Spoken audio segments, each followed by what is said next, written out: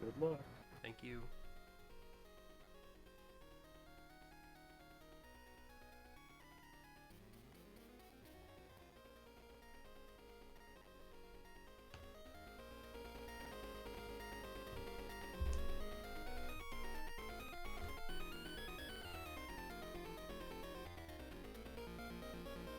Alright, I am live and ready to rock and roll one more time.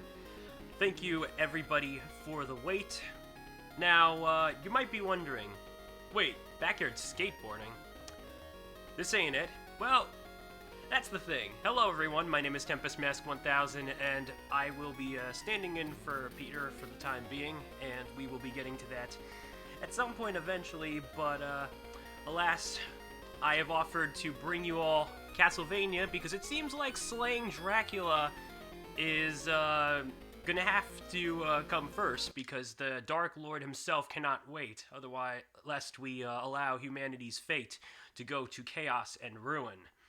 But with that said, this is Castlevania Legends for the Game Boy original, and this game came out in 1997 as the final of the Game Boy trilogy of games. Unfortunately, you will not find this widely released in things like the Castlevania Anniversary Collection as compared to the other two, as this game is considered non-canon by Koji Igarashi. This was intended to be the big selling point of the Belmont's history with, like, that very big ancestor within their clan history. But that honor was instead revamped and given to Leon Belmont, which I believe the game is Lament of Innocence. So what we have here instead is a game that tried to serve as that point, and well, it exists, and it's not a bad game by any stretch of the imagination. But we'll talk about more of those details when we get to there, because I think it's best, as I mentioned, to not keep Dracula waiting, lest we let humanity suffer the consequences. So with that, I'm going to be doing any % standard mode. This is the normal way of playing the game. I will show you the menu, though, because here we also have light mode, and that's essentially giving me a permanently upgraded whip no matter how many times I die in the game. So, in any case, we will be playing the game as you would normally expect in a Castlevania classic title, but with that said, time will begin once I select this, so let's get going in 5, 4, 3, 2, 1, Castlevania. Alright, I'm going to skip these intro cutscenes because, of course, given the option to do so makes this go a little bit faster, and we do want to go fast, so we are at level 1 right here, right now, as Sonia Belmont, a female playable Belmont, and as far as I know, the only one of the Castlevania franchise. Now, there are some playable female characters within the series prior to now, such as Sypha Belnades of Castlevania 3, Dracula's Curse fame, as well as Maria Renard of Rondo of Blood fame, as well as Symphony of the Night for those who played. But Sonia here is the only known playable Belmont to have Belmont in the name, and that is a bit unfortunate because I feel like Castlevania does have a bit more room for that sort of thing in the canon timeline. But it has been a while since we've received a brand new Castlevania game, so maybe one day if the cards are right in the future for Konami, then we just might get that. But for the time being, I know that everybody else is very anxious that maybe one day we'll get the Julius Belmont War of 1999 title, and yeah, I think that'd be pretty cool. In any case, here we are, and I'm going to use what's called Burning Mode right here to go a little bit faster because this is Sonia's unique gimmick with pressing the attack and jump button at the same time. And what this does is it not only makes me go faster, but also invincible for that very bar. Now, climbing is another new feature that is unique to Castlevania Legends here in terms of a Legends game, or Classicvania game anyway. But it is also admittedly in a sort of dangerous spot, because the thing is, if I do go down without holding onto the rope or whatever I'm climbing and sort of fall beneath what would be a transition point, the game considers that a death for the most part. There are maybe a few rooms that don't do that, or at least as far as things go, but otherwise mostly assume that I am holding onto the rope because it actually means life or death, whether I do or don't. So yeah, it is a bit of a flaw of the game, admittedly, but it is an interesting mechanic nonetheless. A very nice way of sort of going up and down these rooms and stuff and allowing us to basically traverse the castle as an alternative for staircases. You'll also notice that I'm collecting as many hearts as I can, despite the fact that we have no sub-weapons yet. Now, there is a very good reason for this. There are no sub-weapons in Castlevania Legends, and the reason why is that the developers of this game, which happens to be KCE Nagoya, the Konami Nagoya branch, who you may recall for having worked on the Sega Saturn port for Symphony of the Night, simply decided that the sub-weapons should be collectible items in this game. Whoop, that was a bit slippery there. And therefore, you can collect each of the different sub-weapons throughout the levels of the game, and this allows you to get the true ending, or the 100% ending, which is just a couple of extra, like, scenes, as well as a little something that I'll just talk about in a later level, particularly level 4. That's when I usually like to bring that one up. In any case, we have 5 levels for the any percent category, otherwise 100% would see to it that we go to an extra hidden level that is required because the last collectible item is located in that level. One thing we'll be getting throughout the game is what's called soul weapons, which serve as the substitute for sub-weapons and will be what our hearts will get used for. And as such, hearts do not deplete whenever you complete a level.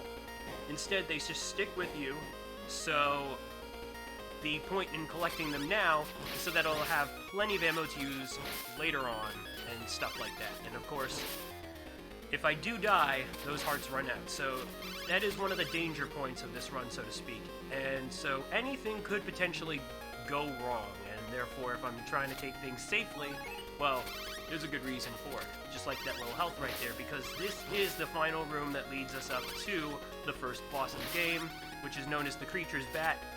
I simply like to call him Batman, but some people might consider him more to be a man-bat, if you will, which is very understandable. So yeah, once I just get to that door, we will walk a bit more, and then he shall appear.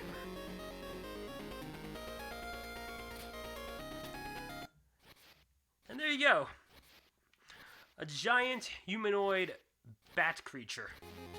So the objective here is to hit him as many times as I can. The interesting thing is that if he has taken damage while he's showing off his iframes, if I make contact to him that way, then I will not take damage at all. Like that right there, perfect. Just gotta keep going until he goes kaboom.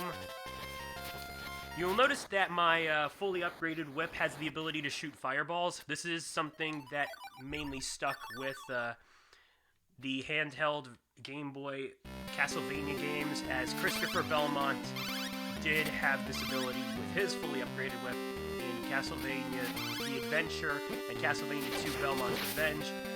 And I totally just aired out and forgot to use one of my soul weapons right there, which is the wind element. So we just collected wind, and that essentially gives us the stopwatch from normal Castlevania games, which is kind of funny because, as I mentioned, the whole gist of these soul weapons are to replace the sub-weapons, and yet, well, there you go.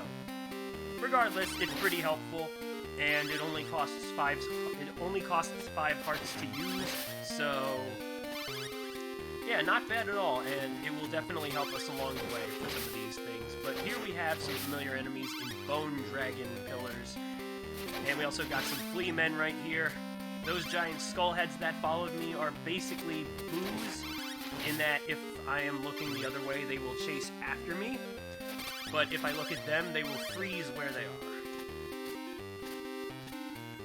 Of course, the maximum amount of hearts that one can collect in this game are 99, so if I try to go over it, it will not change.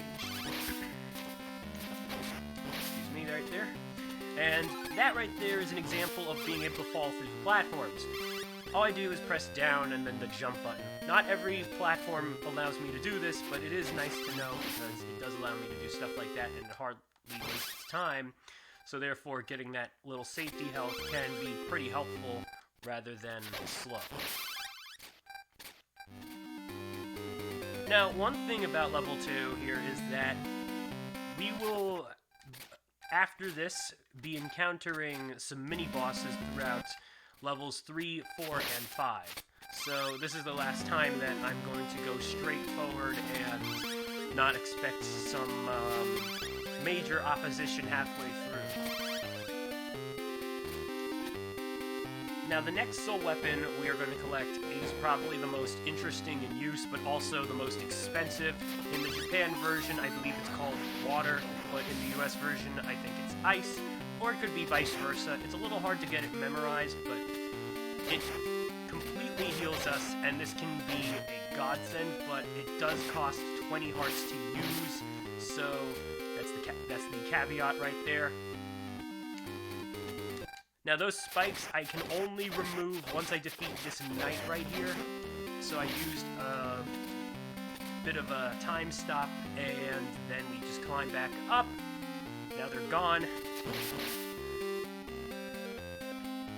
And I'm pretty certain that with the fireball, it does do a little less damage than the normal whip attack, so if I can help it, then I'm definitely going to want to try and use normal whip strikes over those fireballs because it's just a bit more effective. But those fireballs can reach quite a distance, so it is very useful to have regardless. Now I'd like to remind that this game came out in 1999. Maybe around the same time or similar vicinity as Symphony of the Night, if I'm not mistaken. I'm gonna tell you this. That very well may reflect something that we're going to be seeing, at least in Stage 4. So, we got a bit of a special guest, if you will, when it comes to this game. It's a bit of a silly one in my opinion, but nonetheless, I see what they were trying to do, of course. For now, we are nearing this boss, which in this case is the Dragon Zombie. And it's a foe that you may recall from other Castlevania titles. I'm not sure if he appeared, though, in anything before Legends. The thing is, you might notice a bunch of enemies in the game that never really made an appearance elsewhere, but... Oop. Oh, wait, that's right, my whip is fully upgraded. So what's that orb doing there? It's a fake, of course, and here we have the dragon. So how this fight is going to work is this guy usually likes to spit the fireballs out in the center, but he has a tendency to maybe shoot it up or down, and I want to be very careful, but that was a very, very clean fight. Absolutely wonderful. Absolutely wonderful. I am very pleased with that one. Sometimes he can give me a bit of trouble. Of course, I'm going to just change my soul weapon to the wind elements because, oh, I accidentally used burning mode right there. That's a little unfortunate, but that means we just got to roll with it.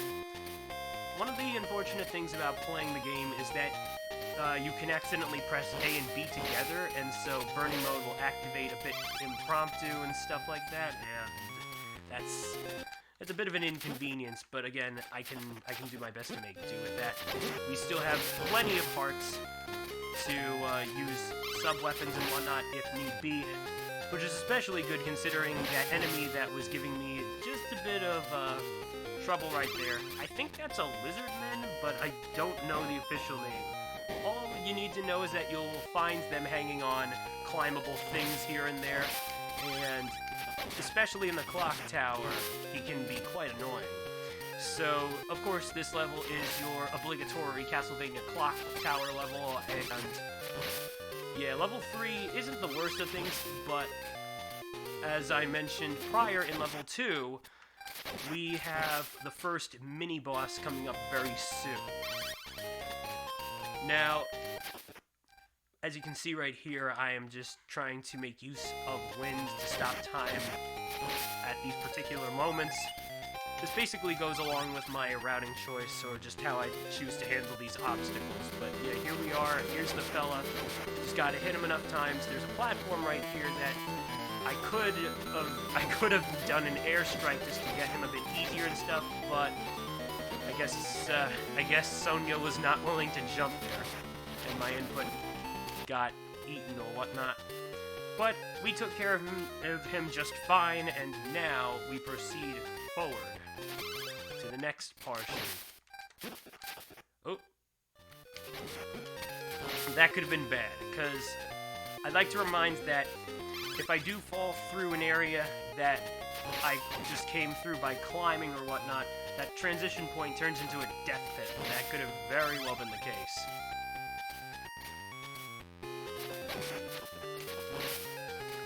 Alright. So now we got some more bone dragon pillars here. And then I'm just gonna keep going up. Nice. I guess I did, whoops, that was an accidental usage of the wind element. Yeah, this game sometimes likes to do that to me. Just so you guys know, I am emulating this on BGB, and the reason for that is because Castlevania Legends, being a retro game in its own right and stuff, is a little bit hard to find. So, as you could expect, this is a bit of a preferred method of playing because it's just easier to use for convenience sake. But I wouldn't mind getting an actual cartridge one of these days if I really feel like it. It's just that at the moment, it's definitely not worth the hassle. All right, that was another accidental wind usage, but no worries. Oop. Oh, that was a close one. So right there, I just decided to use the water element to heal me, and yeah, it took a lot of hearts, but it brought my health back to full, which is great because those shades, that's what I call them by anyway, probably would have killed me there. I think they would have done minimal damage otherwise, but I did not want to take that chance because it's better to have enough hearts than none. Now, one thing about climbing is that if I'm holding down and the jump button, that makes Sonia's climbing go faster, at least in that direction. Up does not have this, though, so vertical... I guess it's more of a slide down a rope or whatnot, whereas climbing upwards is undeniably slower. But yeah, here we have these sort of gear cogs or whatever going up and down. Unfortunately, I have to work with the cycles here, otherwise I simply miss them, and that was an absolute accident. That was very rude of you, Mr. Bat. What the heck? Well, in any case, let's just keep on moving on. Gotta say, this soundtrack is actually quite alright. I do fancy some of the songs, such as Level 2's little waltz-like tune, for sure. Pretty good stuff. And in the next level, Level 4, if you guys are fans of Super Mario World Kaizo ROM hacks and have played Grand Poo World 2, you might recognize Stage 4's theme. So big shout-outs to those who, to the composers, which I believe was Composer and Dan the VP, who had worked on the soundtrack for Grand Poo World 2, some of which are covers, enough of which are covers anyway. There are some original tunes, though.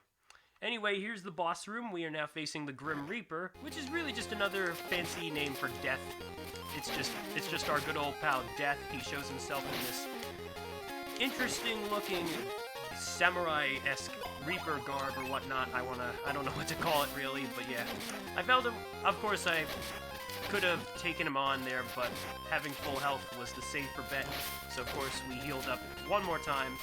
This would have been where I would use the burning mode, because there's really not that much horizontal movement in this game that it wouldn't have made that much difference if I had used it anywhere else. So here's level 4, and as I mentioned, this song here did appear as a cover tune for the this SNES soundtrack in Grand Poo World 2, which, it's one of the Reznor fights, I do believe, or at least the Reznor fight. It's been a while since I've seen Grand Poo World 2, honestly. I knew that was gonna be a bit weird. So, this section is one place that I could use burning mode, but I am gonna actually save it for another hallway, or potentially the boss fight in this level. Anything goes, really.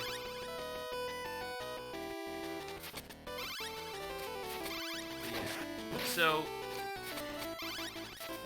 we're gonna see some more, more enemies, not a whole lot of new ones at this point.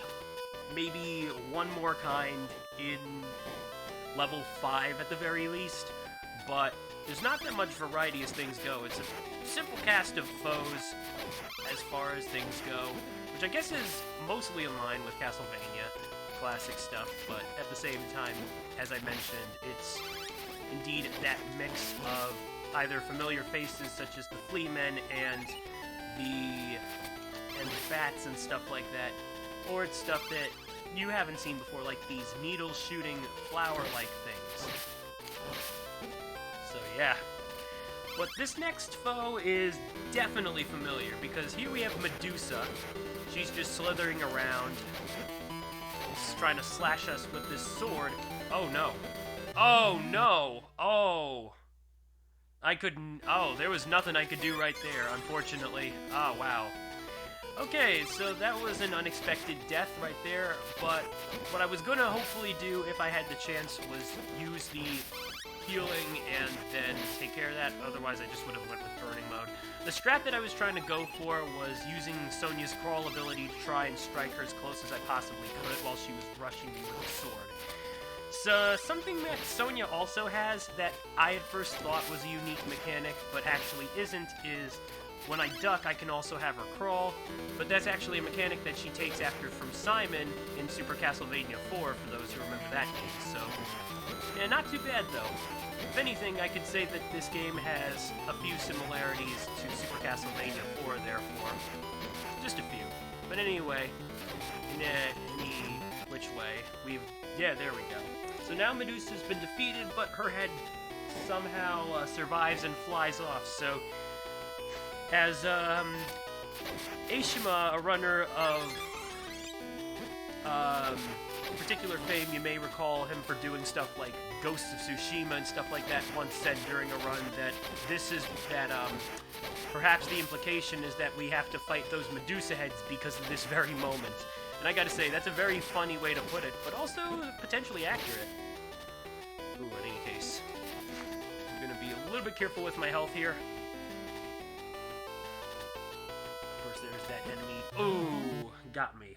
No problem, though. It's not like I had that many hearts, and I'll tell you what, for safety strat, I am going to try and pick up as many as I can.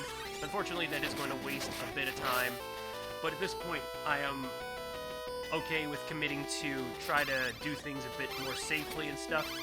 And I will say this, that candle right there, I'm just going to show it off, it holds a 1-up.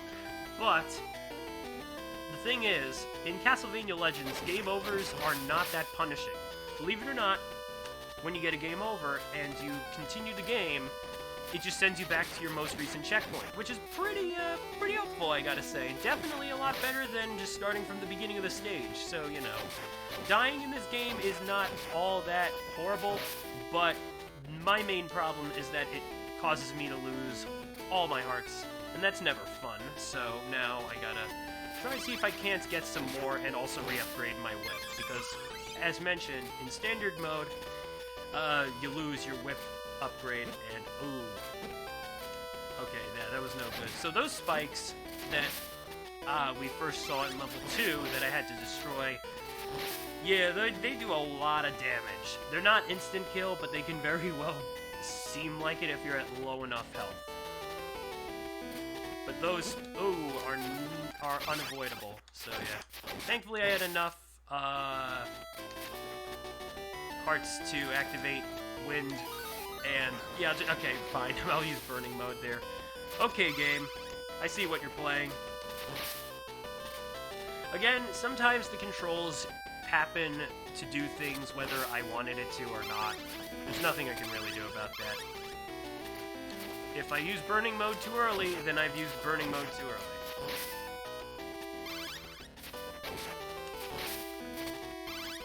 But yeah, in any case, just gonna climb up some more, and we should be getting very close to the next boss, which is that little special guest that I mentioned.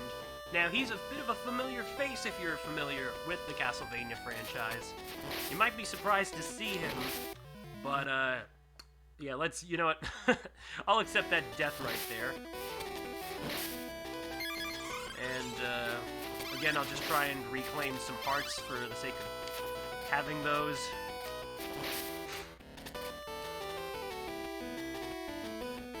Okay, so, alright. That room does not have candle hearts or whatnot. Those white candles right there, you might have seen one at level 1 earlier for those keen-eyed observers.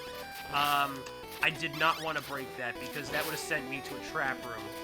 This game does have some trap rooms which have these little dedicated songs playing when they happen, and you either gotta, like, take care of these enemy hordes or just, I guess in some cases, survive.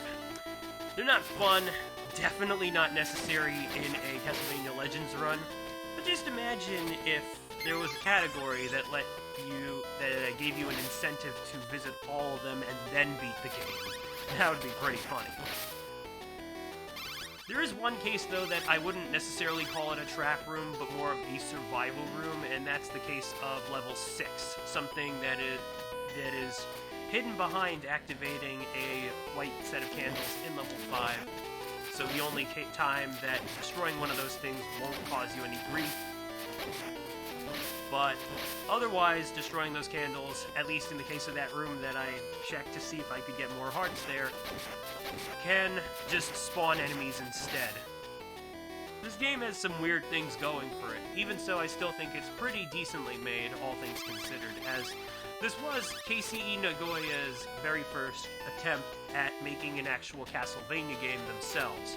Unfortunately, I think they could have easily benefited from having a bit of guidance from some previous Castlevania teams in terms of development and stuff, or even just Koji Igarashi's help. He thinks so too, at the very least. But here we are. This is our special guest, the man himself, Alucard. Apparently, he and Sonia have had some history together, and he's not going to let her pass. All right, there we go. Now the game wouldn't let me activate burning mode, despite the fact that I needed it. Wow.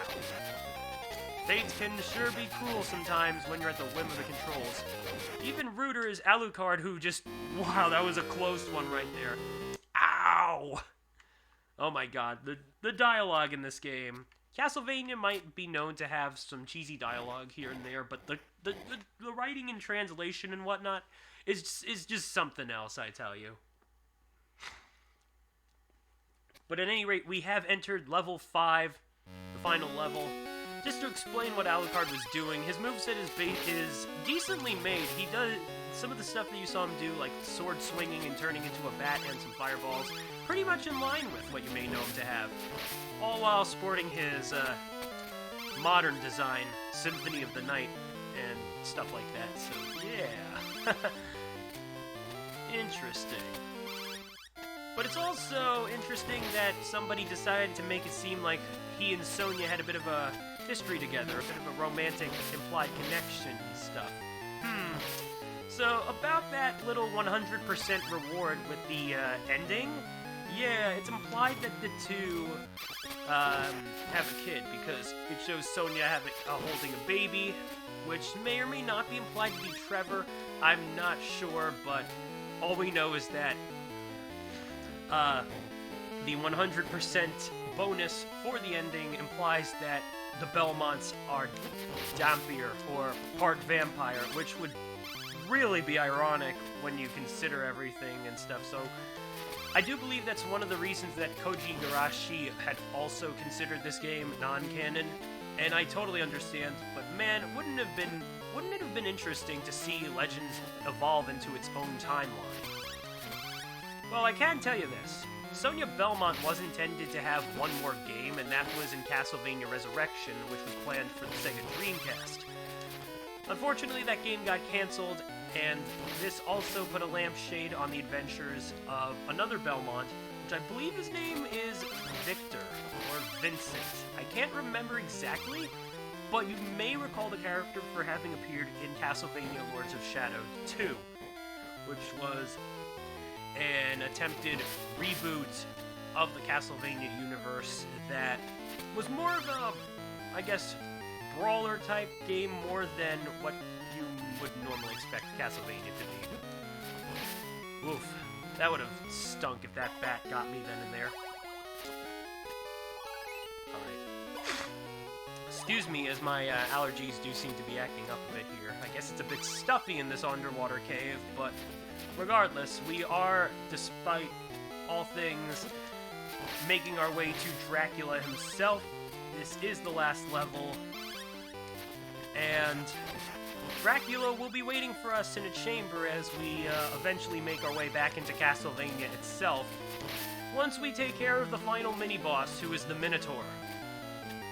And what he's going to do is he's going to jump around from one platform to the next, which is pretty much simple and stuff. I just want to avoid taking contact damage with him because that could be a bit ugly. So here we are. There we go. He's just jumping around, as you can see right there. And I can safely stand right here and take care of him, just like that. And there we go. Nice. Alright, so at this point, we are looking at one of the final remaining checkpoints, but there is another to come up. It's just that it's at this point in the game where we are reaching one of those final stretches, and this can potentially make or break things, because having enough hearts is going to be crucial for potentially taking care of Dracula, at least within his second phase, because, well, there are some details about it that make the fight super hard, despite being one of the most simple and silliest looking Dracula fights you might ever come across. That said, oh no. Oh, that's absolutely cheap. Oh, and that's just not fun. Alright, I guess I could use burning mode here, though. I was hoping to save it for Drac, but we'll roll with it.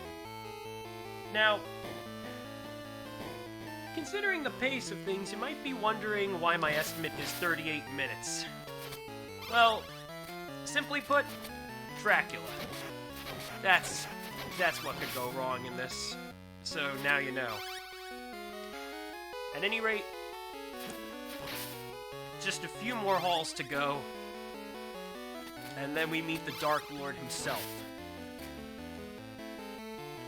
So what I'm going to do is I'm just going to be a bit quiet here, try to take care of things as best I can. I'm going to let you guys get to enjoy this theme right here. And then I will be commentating again shortly.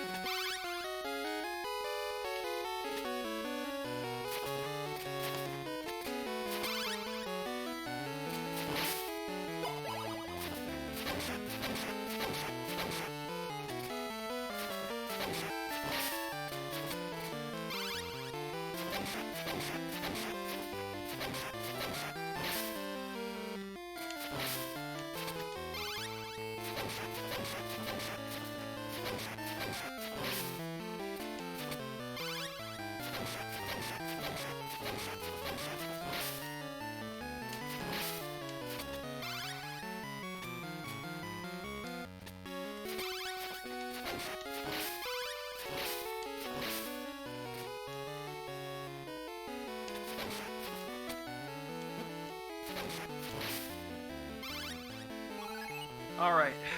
Whew. Okay, so that very, that very health pickup right there is the last, at this point in the game.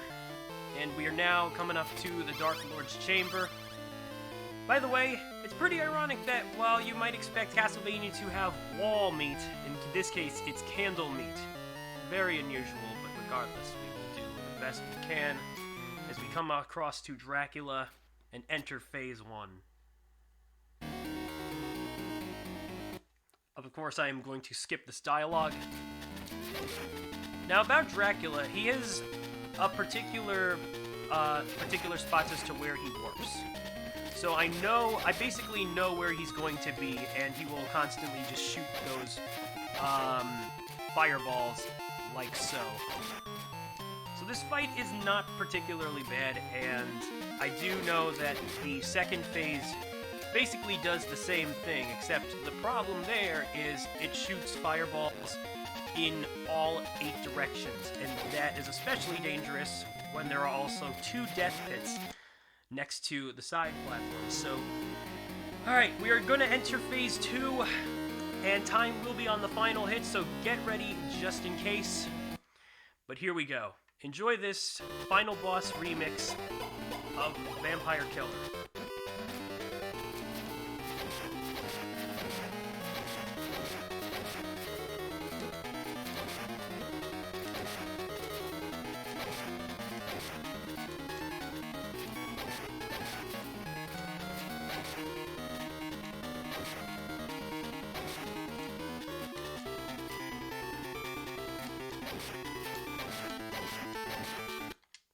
Time!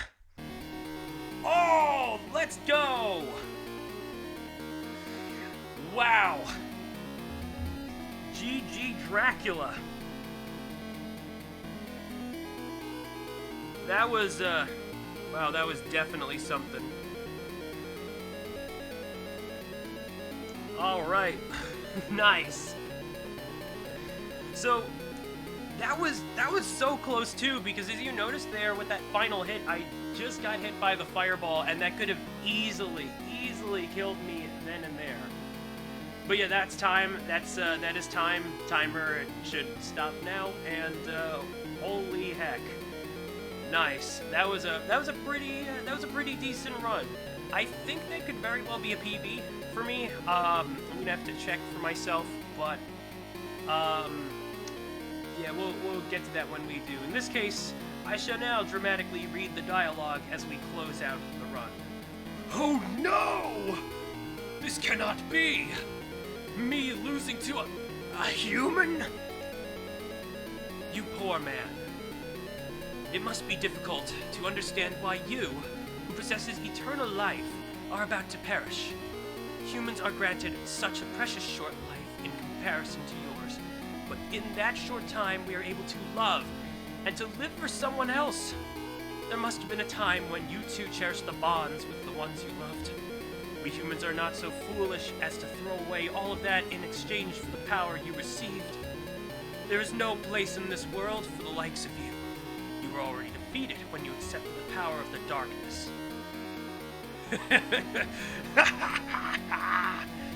Don't let it go to your head, girl. Do you really think the likes of you can destroy me? You're a fool just as Alucard was. Listen to me. Darkness will never die out as long as there is light in the world. I am the ruler of that darkness, and I will rise again and again as long as people like you are alive. Again and again, I tell you. When that happens, someone will appear before you to take my place. If it is my fate to again be a vampire hunter, I will be ready. No, I will gladly accept that destiny. So until your soul is saved, until all the evil desires in the world are exhausted, goodbye, ruler of evil. Goodbye, O woeful prince of darkness. And with that, this closes the chapter of Sonia Belmont. Again, unfortunately, this game is non-canon, and while Castlevania Resurrection, the second game she was supposed to appear in, did get cancelled, there is a way to access the demo that was supposedly shown at an E3 at one point. So if you'd like to give that a shot yourself, just do a quick search. I'm sure it shouldn't be super hard to find. A big shout out to the Castlevania community, and thank you so much to Gamegoyles for having me today with Castlevania Legends and Mega Man Extreme 2 last night. Just want to say that we are raising money for a wonderful cause. As someone who knows quite a few people, speedrunners or friends who are indeed identifying as transgender, and I just want to say thank you all for coming together and supporting this cause. If you want to give this game a shot, go ahead. It might not be the easiest to pick up, but it can feel kind of rewarding to tackle some obscure stuff like this. But with that said, I'm just going to leave you all as we continue the rest of the marathon. We'll see what happens next. Hopefully we can get Peter with backyard skateboarding soon. Otherwise, Ryan Ford should be coming at you with Donkey Kong Country. And in case you're wondering about those last 2 soul weapons that I acquired, maybe I'll explain in the chat. But for now, this is TempestMask1000 signing off. Have a wonderful rest of the marathon, and thank you again, Gamegoyles, for having me. For now, though, ciao, amici.